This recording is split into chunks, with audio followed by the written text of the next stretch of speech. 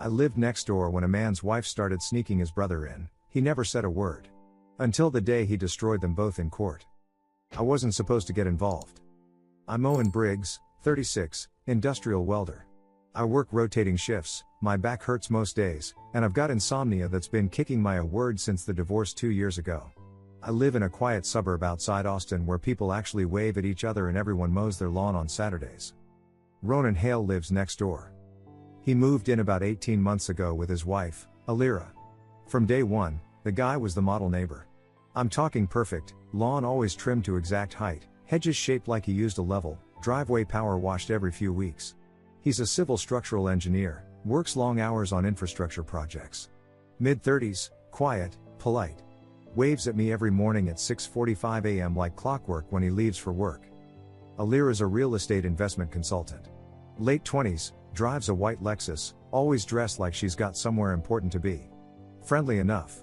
They seem solid, cookouts in the backyard, holding hands walking to their car, normal couple stuff. I minded my business. Worked my shifts. Tried to sleep. Failed at sleeping. That's how this started. It was a Tuesday night, around 11. I was on my back porch nursing a beer, staring at nothing because my brain wouldn't shut off. That's when I saw the headlights. Black Audi. Newer model. Pulled into Ronan's driveway smooth and quiet. I watched because there was nothing else to watch. Guy got out, couldn't see his face in the dark, and instead of going to the front door, he walked around to the side gate. The one that leads to their backyard. Alira let him in. I told myself it was a work colleague. Family friend. Whatever. Not my business. Went inside. Forgot about it. 3 days later, same car. Same time. Same side gate entrance. I'm not an idiot. I know what patterns look like. But I still told myself to stay out of it. I've got my own problems. My ex-wife screwed around on me for 8 months before I caught on, and I sure as hell didn't need reminders of that kind of pain. So I looked away. Went inside. Tried to sleep. The car kept coming. Tuesdays and Fridays. Always around 11 p.m. Always when Ronan worked late. I knew his schedule by then because the guy was consistent as hell. His truck wouldn't be in the garage those nights.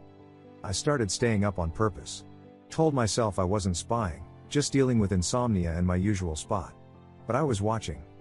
One Friday night, the porch light caught him as he was leaving. I froze with my beer halfway to my mouth. Flynn. Ronan's brother. I'd met him once at a neighborhood gathering 6 months back. Older brother, worked in finance, drove expensive cars, had that slick confidence that immediately made me not like him. Ronan had introduced us, mentioned Flynn lived downtown in some high-rise. And now Flynn was leaving Ronan's house at 1 a.m. while Ronan was at work. My stomach dropped. I wanted to be wrong. Spent the next week trying to convince myself I was reading it wrong. Maybe Flynn was helping with house projects, maybe there was a family situation, maybe I was just a bitter divorced guy seeing cheating everywhere. Then I heard them. My bedroom window faces their patio. It was late, windows half open because Texas heat doesn't quit.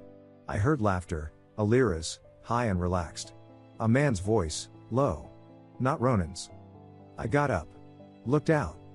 Through their patio door, backlit by kitchen light, I saw silhouettes.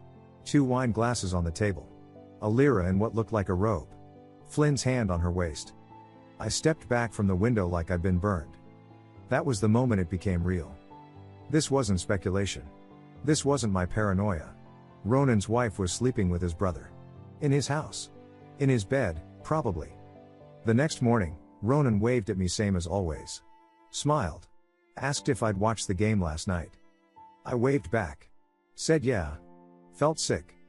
Weeks passed. The pattern continued. Every Tuesday. Every Friday. Like clockwork. Flynn's car in the driveway, Ronan's truck gone. Late night visits.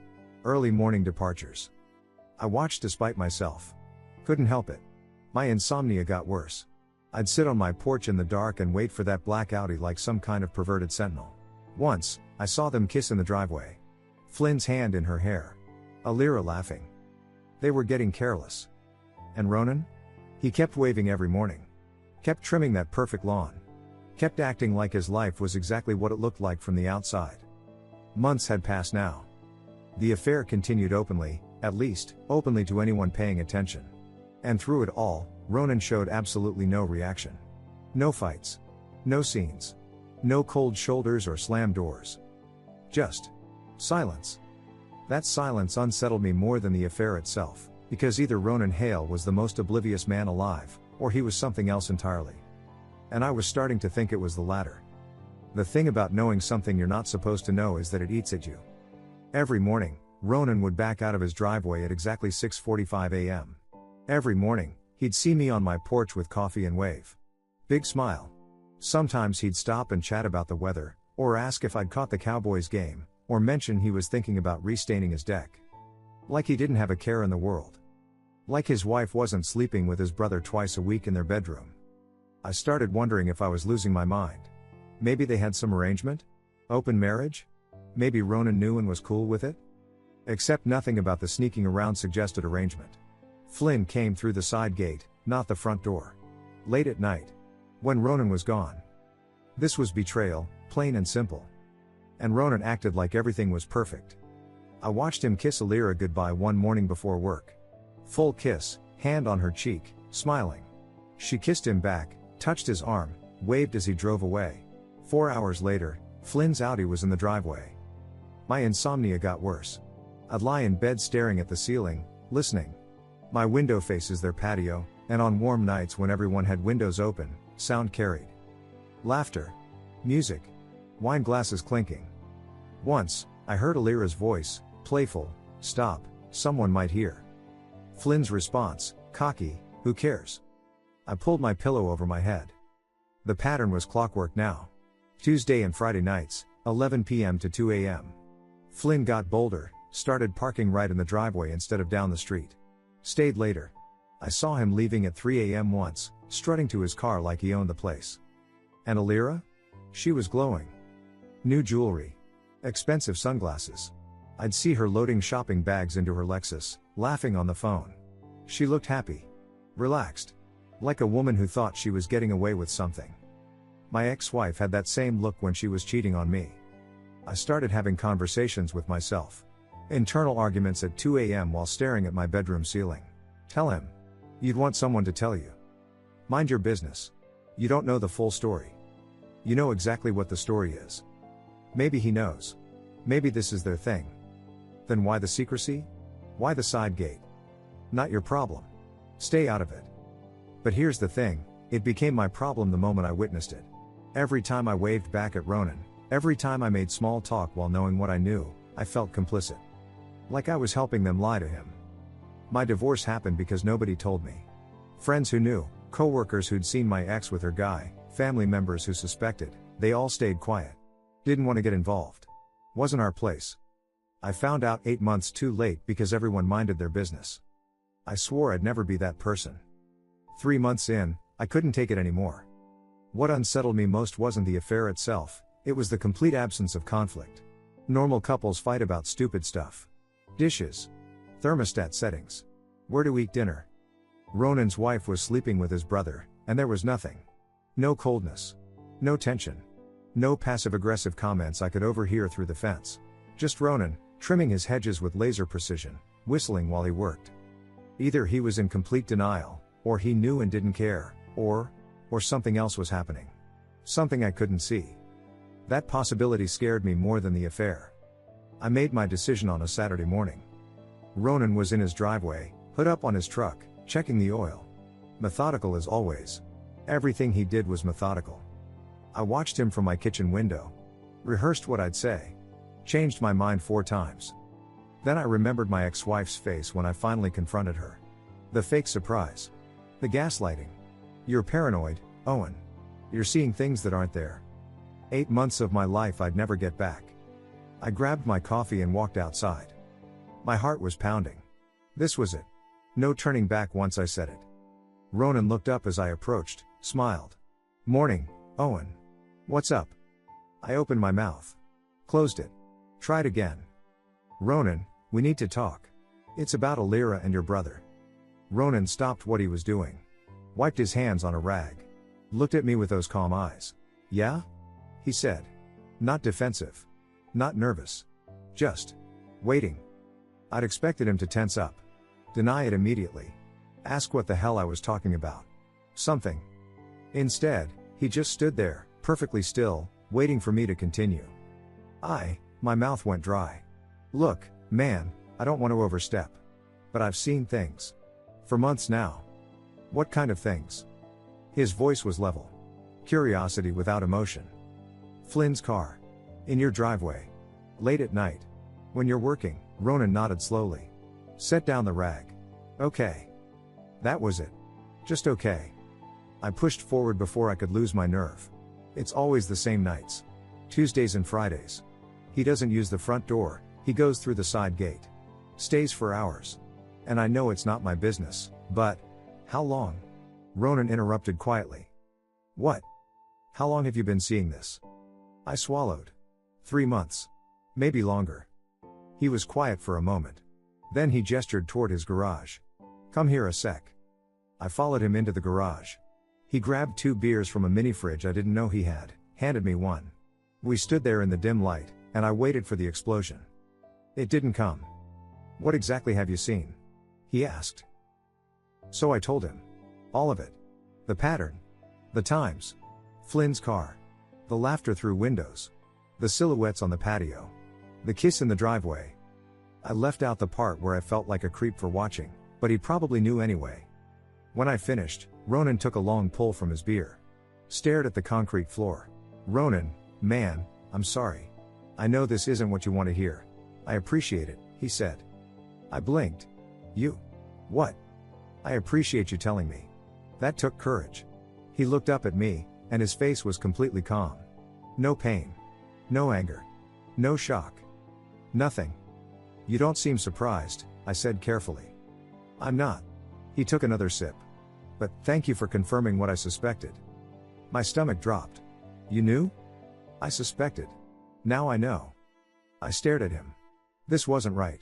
This wasn't how people reacted to finding out their spouse was cheating with their brother. What are you going to do? I asked. Confront them? Get a lawyer? I mean, Christ, Ronan. I've got it handled. 4 words. Delivered in that same calm, measured tone. Handled how? Don't worry about it. He met my eyes. Seriously, Owen. I appreciate what you did here. You're a good neighbor. Not everyone would have said something. But what are you going to? Let me handle this my way. Something flickered in his expression, there and gone in a second. It's going to get messy, but it needs to play out. The way he said play out made my skin crawl. Ronan, if you need anything. I don't. He finished his beer, tossed it in the recycling. But, thank you. Really? The conversation was over. I could feel it. He walked back toward his truck, and I stood there holding my beer like an idiot. Owen? I turned. This stays between us for now, yeah? I nodded. He smiled. Good man. Then he went back to checking his oil like I just told him about the weather. I went home and waited for something to happen. A fight. Screaming. Broken glass. Ronan's truck peeling out of the driveway. Something. Nothing. Tuesday night came. Flynn's Audi pulled up at 11 p.m. Same as always. I watched from my window, waiting for Ronan to appear. To confront them. To do something. The lights in the house stayed on. I saw movement in the kitchen, Alira and Flynn, wine glasses, laughing. Ronan's truck was in the garage. He was home. And he did nothing. Friday was the same. Flynn showed up. Stayed until 2 a.m. Left through the side gate. Ronan went to work the next morning like nothing happened. I started to wonder if he'd heard me at all. Or if he was in some kind of denial so deep he couldn't process it. A week passed. Then another. The affair continued. The pattern never broke. And Ronan? Still perfect. Still polite. Still waved at me every morning. But something had changed in the neighborhood. I noticed it at the mailbox one afternoon. Mrs. J from 2 houses down gave me this look, concerned, almost pitying, then glanced toward Ronan's house. Have you talked to Ronan lately? She asked quietly. Yeah, why? She lowered her voice. I just worry about him. Working so much. Alira mentioned he's never home anymore. I frowned. He's home plenty. She said he's been distant. Cold, even. Mrs. J shook her head. Poor thing. She's trying so hard to make it work. My blood went cold. Poor thing? I repeated. Well, yes. It must be difficult, being married to someone who's emotionally unavailable. She gave me another meaningful look, then walked back to her house. I stood there with my mail in my hand, brain spinning. Then I started hearing it everywhere. Whispered conversations that stopped when I approached. Concerned glances toward Ronan's house. Neighbors being less friendly to Ronan, more sympathetic toward Alira. Something was happening. But it wasn't what I expected. It started small. The guy at the corner store mentioned it first. "Your neighbor okay? Ronan, right? Heard he's going through some stuff." I bought my beer and left without answering. Then it was the woman who runs the HOA meetings. She stopped me while I was getting my mail. "Owen, you live right next to the Hales. Have you noticed anything concerning?" "Concerning how?" She glanced around like we were discussing state secrets. "Alira came to the last meeting. She seemed really stressed. Said Ronan's been working constantly, barely comes home. When he is home, he's just cold." "Cold," I repeated. "Emotionally unavailable. Won't talk to her. Obsessed with work," she sighed. "It's sad. She's trying so hard to make it work." I wanted to scream. Instead, I nodded and went inside. The next week, I saw it happening in real time. I was taking out trash when Flynn's Audi pulled up. Middle of the afternoon. Tuesday. Ronan was at work. Flynn got out carrying grocery bags. Walked right up to the front door this time, not the side gate. Bold as hell. Alira answered, and even from across the yard, I could see her body language. Slumped shoulders. Tired smile. She let him in. 30 minutes later, Mrs. J walked past. Saw Flynn's car. Saw me watching. "That's Ronan's brother, right?" she asked. "Flynn?" "Yeah. Such a good man. Checking on Alira like that." She shook her head. "Family's important during difficult times." I gripped the trash bag so hard it almost ripped. "Difficult times?" "Well, with everything Alira's dealing with. The marriage issues." Mrs. J lowered her voice. "Between you and me, I think she's talking to lawyers. Can't say I blame her." She walked away before I could respond. That's when I understood what was happening. Alira wasn't just cheating. She was building a narrative. Over the next 2 weeks, I heard it from everyone. The mailman, shame about the Hales. Seemed like such a nice couple. Guy at the gym, know that engineer on Maple Street? Buddy of mine's wife knows his wife. Apparently the dude's a real piece of work. Never around, controlling about money. A neighbor I barely knew stopped me while I was checking my oil. "You ever see anything strange next door?" Alira mentioned Ronan can be intense. Not violent or anything, but you know. Controlling. Cold. Emotionally abusive. Neglectful. The words spread like poison. And Ronan? I watched him hear it. I saw neighbors who used to wave at him cross the street instead. Saw the guy 2 houses down give him a cold nod instead of the usual friendly chat. Saw Mrs. J literally turn her back when he tried to say hello. He knew. He had to know. And he did absolutely nothing. Didn't defend himself. Didn't correct anyone. Didn't even change his expression. Just kept going to work. Kept maintaining that perfect lawn. Kept waving at me every morning like the neighborhood wasn't turning against him. Flynn started showing up during the day more often. I'd see his car there when I left for my shift. There when I came home. And people praised him for it. So supportive. Good brother-in-law. At least someone's looking out for her. I wanted to grab every single person and shake them. Tell them what I knew. Defend Ronan. But I remembered, I've got it handled. So I watched. I watched Alira play the victim perfectly. Saw her at the grocery store once, talking to a group of neighborhood women, dabbing her eyes with a tissue. They surrounded her, supportive hands on her shoulders, shooting dirty looks toward the cereal aisle where Ronan was shopping alone. He saw them. Saw his wife crying to an audience. Walked past without a word. I followed him outside. "Ronan, don't," he said quietly. Loaded groceries into his truck. "I know what you're thinking. Don't. They're lying about you. The whole neighborhood thinks. I know what they think." He closed the truck bed, looked at me. Still calm. Still controlled. "Let them think it." "Why?" "Because I need them to." He drove away. I stood in the parking lot, finally understanding. Ronan wasn't letting this happen to him. He was letting them do this to themselves. 3 weeks after our conversation in his garage, a black sedan pulled up to Ronan's house. Professional. Clean. A woman in a suit got out, carrying a folder. Process server. I watched from my porch as she knocked. Alira answered. Accepted the papers. The woman left. 30 seconds later, Flynn's Audi screeched into the driveway. He went inside. That evening, I saw them on the porch. Both of them. Alira was on her phone, pacing, animated. Flynn leaned against the railing, arms crossed, looking smug. They were laughing. Actually laughing. Alira hung up, said something to Flynn. He grinned, pulled her into a hug. She smiled against his shoulder, not the sad, victim smile she showed the neighbors. A real smile. Victorious. They thought they'd won. The first court date was 3 weeks out. I know because I saw Ronan loading boxes into his truck one Saturday.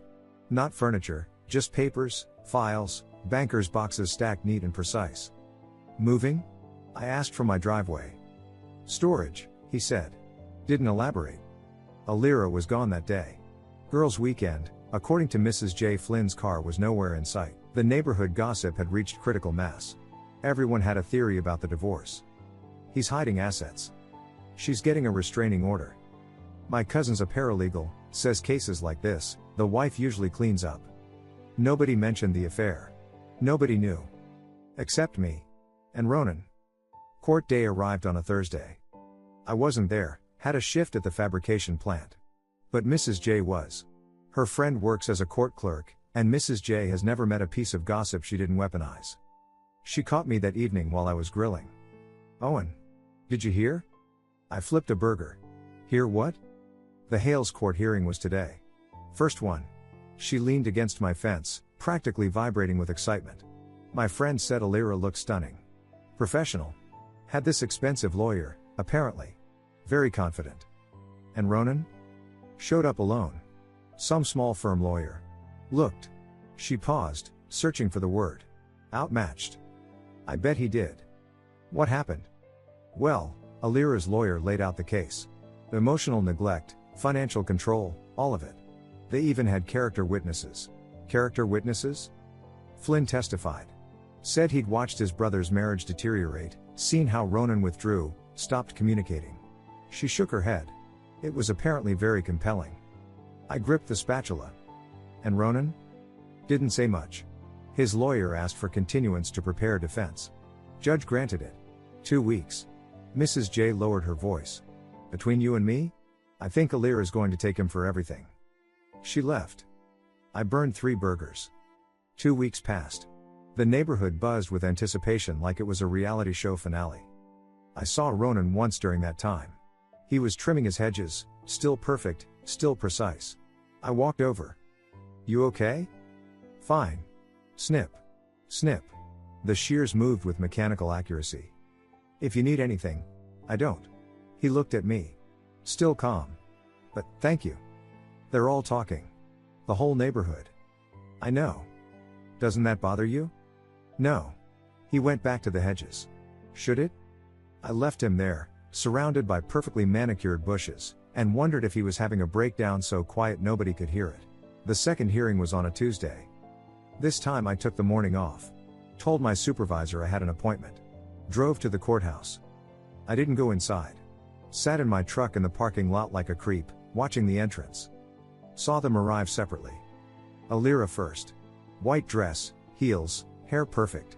Her lawyer walked beside her, expensive briefcase, confident stride. Flynn followed 30 seconds later, moral support, I guess. He put his hand on her back as they walked up the steps. Ronan arrived alone. Drove himself. Parked 3 rows away from me. He got out carrying a single folder. Wore a suit I'd never seen before, nothing fancy, but clean. Professional. Walked into the courthouse without looking back. I sat there for 4 hours. Around noon, people started filtering out for lunch. I saw some of the court staff heading to a coffee shop across the street. I followed. Ordered coffee I didn't want. Sat 2 tables away from 3 women who were clearly on break, wearing courthouse employee badges. Biggest turn I've seen in months, one was saying. Right? I actually gasped. Did you see her face when they showed the footage? My hand froze on my coffee cup. Timestamp evidence is brutal. You can't argue with metadata. And the messages? I mean, come on. The brother? That's just The fraud was worse. Moving joint assets? That's a felony. I sat there, coffee going cold, listening to fragments. Financial trails. Phone records. Doorbell camera footage. Messages between Alira and Flynn. Transfers to his accounts. Months of documentation. He just sat there, one woman said. Calm as anything while his lawyer destroyed them. Both of them. The brother's firm is going to drop him for sure. Can't represent clients when you're committing fraud with your sister-in-law. They left. I sat there alone, staring at nothing. It was done. I drove back. Parked outside the courthouse again. Waited. They came out 2 hours later.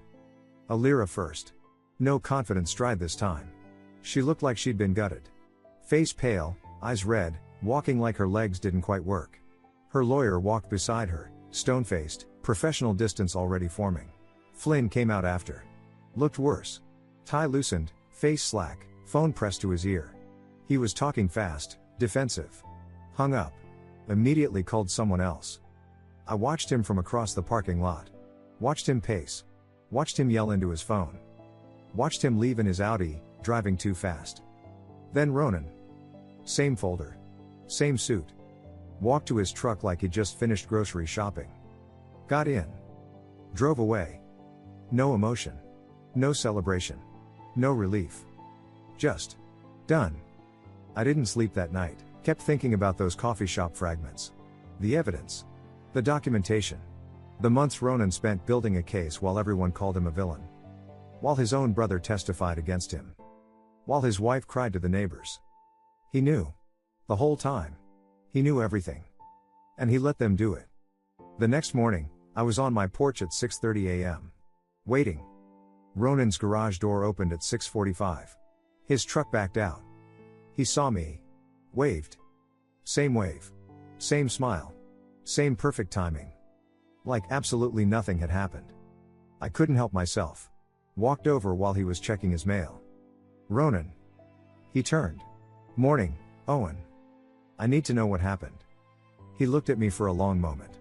Then nodded toward his garage. Come on. We stood in the same spot where I'd told him 3 months ago. Felt like years. You knew, I said. Before I told you. You already knew. Yeah. How long? He leaned against his workbench. Couple months before you said anything. Noticed small things. Alira's phone habits changed. Flynn started calling more. Charges on the credit card that didn't make sense. He shrugged. Confirmed it myself before you came to me. Then why? I gestured helplessly. Why let it keep happening? Because I needed them comfortable. Confident. Arrogant, he said it like he was describing a work project.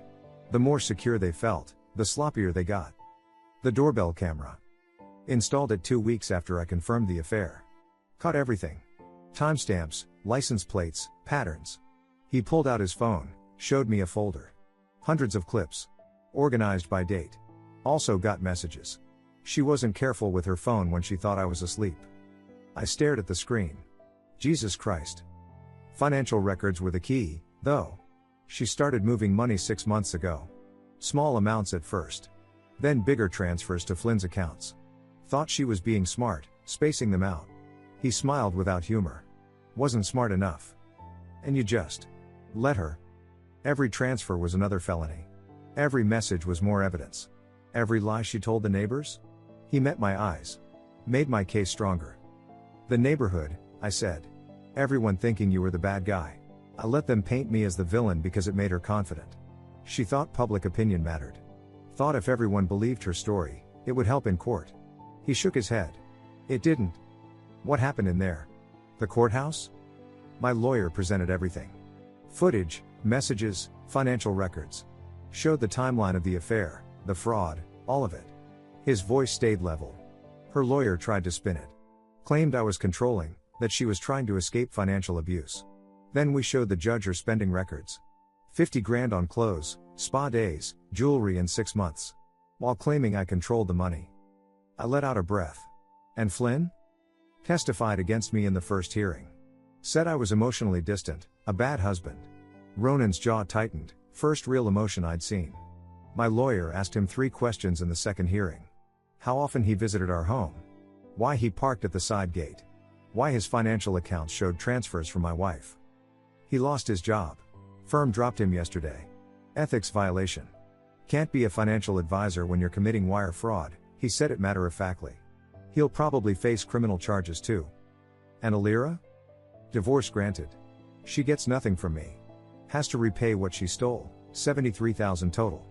Judge wasn't impressed with the fraud. He crossed his arms. Her real estate license is under investigation. Hard to keep clients when you're a convicted fraudster. We stood there in silence. Why did you tell me all this? I asked. Because you told me the truth when you didn't have to. You could have stayed quiet. Minded your business. He extended his hand. You're a good man, Owen. Thank you. I shook it. What happens now? Selling the house.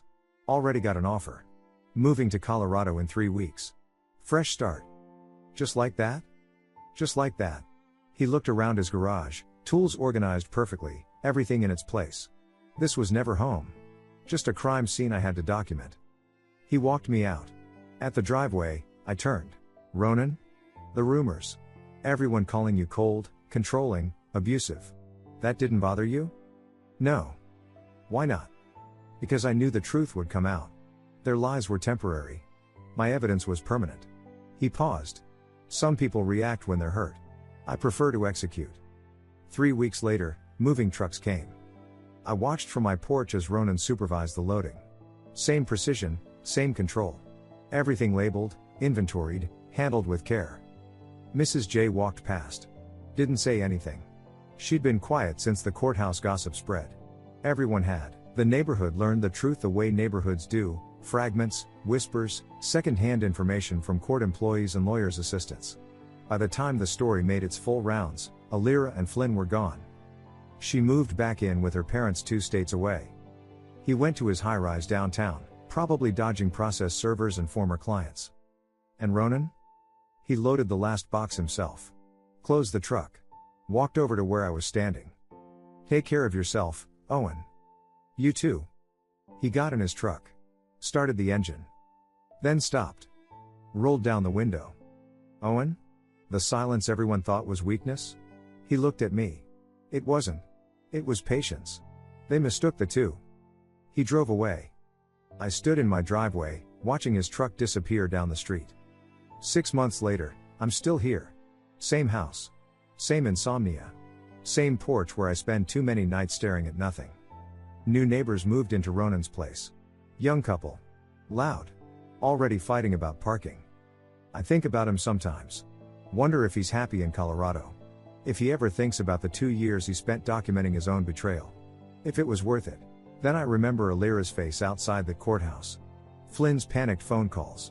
The way they went from victorious to destroyed in a single hearing. Yeah. It was worth it. I wasn't supposed to get involved. But I did. Told the truth when I could have stayed silent. And I got to witness something most people never see, revenge executed with surgical precision. No shouting. No drama. No violence.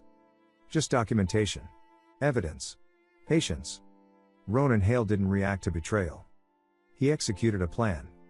And honestly, I'm glad I stood on the right side. Because some people fight when they're hurt. Some people cry. Some people fall apart. Ronan Hale did none of those things. He waited. He documented. He let them think they'd won. And then he destroyed them with the truth. I'll never forget the look on his face that last morning. Calm. Clean. Untouchable. Like a man who'd just finished a job he'd been planning for years. Because that's exactly what he was. Thank you so much for watching until the end. If you really like our videos, please don't forget to like, share, and subscribe. Have a great day.